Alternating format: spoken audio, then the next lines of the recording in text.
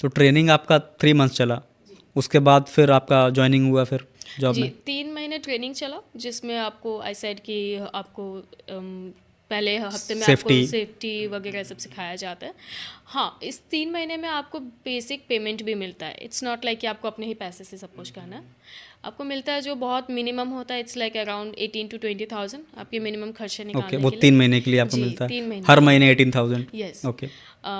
उसके बाद जो आपका स्टार्ट होता है फ्लाइंग, दैट्स अमेजिंग।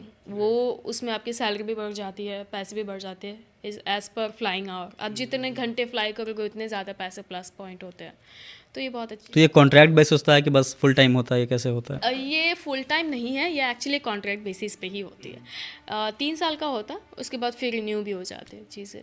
तो कॉन्ट्रैक्ट ईयरली होता है कि वो आवर्स के बेस पे होता है? क्योंकि पायलट्स का मैंने कई बार सुना है कि वो 70 आवर्स का कॉन्ट्रैक्ट होता है, 90 आवर्स का होता है। हाँ, कैबिन क्रू का किस पायलट्स का तरीके से होता डिफरेंट है? है, but for crew it is yearly. Okay. और हर साल के बाद आपको दोबारा से वो सारे बुक्स पढ़ने होते हैं, ट्रेनिंग्स अपना वो ट्रेनिंग पास देना करना होता है, होता है। उसमें पास करना होता है। उसके बाद ही आप दोबारा के लिए कॉन्ट्रैक्ट के लिए आप जा सकते हो।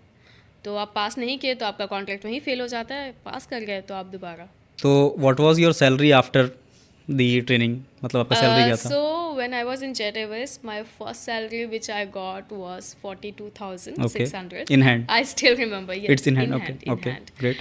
And उसके बाद तो काफ़ी अच्छा हो गया था। It was plus 1 lakh. After 6-7 month जैसे आप धीरे धीरे सीनियर होते जाते हो, नए ट्रेनिंग्स मिलते जाते हैं, आपका सैलरी बहुत अच्छा होने लगता है। It is indeed a lavish life, बहुत अच्छा। तो ऑफ कोर्स ये सैलरी तो डिपेंड करता होगा ना एयरलाइन वाइज, डिपेंड एयरलाइन करता है वाइज। सीनियरिटी बेसिस पे आपका।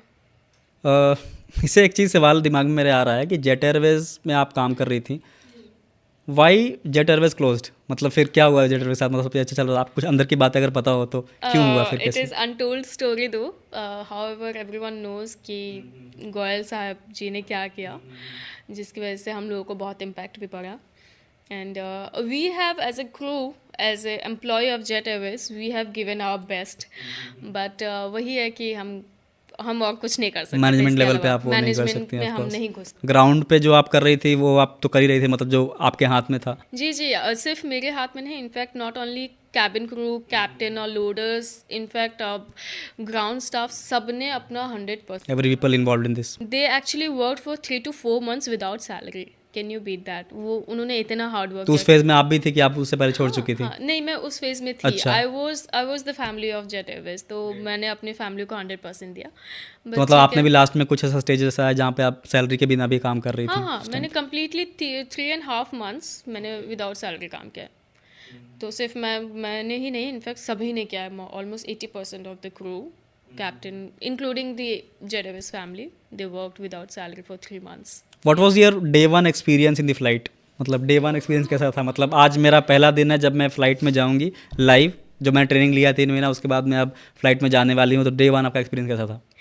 डे वन एक्सपीरियंस मेरा बहुत ही अमेजिंग था, क्योंकि मैं एज ए न्यू क्रू जा रही थी और मेरे सारे बाकी जो कलीग थे उनको पता था। सो व्हेन आई वेंट, उन्होंने वेलकम केक बनाया था मेरे लिए, और बहुत अच्छे से वेलकम श्रिंजा 9W ऐसे करके लिख के दिया था। तो बहुत ही अच्छा ओवरवेलमिंग फील हुआ।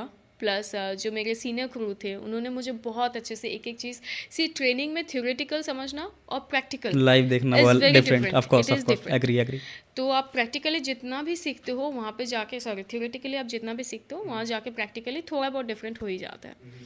तो वहाँ जाने के बाद I was so nervous, I don't know how to do what. जबकि ट्रेनिंग में आप सब सीखे होते हो, वहाँ नर्वसनेस में सब कुछ भूल गए। तो जो मेरे सीनियर क्रू थे उन्होंने बहुत अच्छे से एक एक चीज़ सिखाया मुझे, इसको ऐसे खोलते हैं, इसको ऐसे करते हैं, ऐसे कैप्टन बुलाते हैं। It was amazing amazing. In fact my captains, so it was क्या बोलूँ मैं, एक प्रथा थी हमारे जेट एयरवेज में बहुत पहले, जब ये रूल नहीं आया था।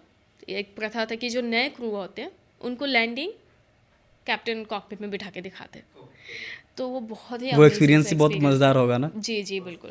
तो हम क्रू सीट में बैठे हुए थे, कॉकपिट के अंदर एक एक्स्ट्रा सीट होती है, वहाँ बैठ के हमने लैंडिंग देखा अपना पहला लाइफ का, और मेरे लिटरली आई क्राइड, क्योंकि इतना अमेजिंग फील हुआ ना वो लैंड होते हुए, मैं बता नहीं सकती। That experience was. तो अब जैसे आपने कितना 4 साल काम किया आपने जेट एयरवेज में, तो 2016 से लेकर 2020 तक आपने काम किया, उसके बाद why you shifted from Jet Airways to Vistara?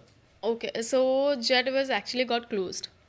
हमने सोचा था शायद से रिवाइव्ड हो जाएगा after working 3 months without salary, but वो रिवाइव हुआ नहीं। आपको 3 महीने का सैलरी मिला कि नहीं? नहीं नहीं मिला। शायद वो नहीं मिलेगा। चलिए कोई बात नहीं। इट्स ओके, एक्सपीरियंस मैटर्स, तो कोई बात नहीं। तो फिर वो जब 3 महीने कंप्लीट हो गए, लिटरली कंपनी ने हमें खुद से रेजिग्नेशन लेटर दिया कि अब आपको कंपनी छोड़ के जाना पड़ेगा, which was like very painful.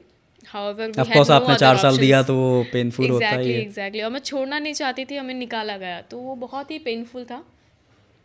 फिर मैंने देखा कि विस्तारा में बहुत सारे अच्छे इंटरव्यूज़ चल रहे हैं, इंडिगो में चल रहे हैं, सब जगह। However I tried in Vistara and I got selected for it.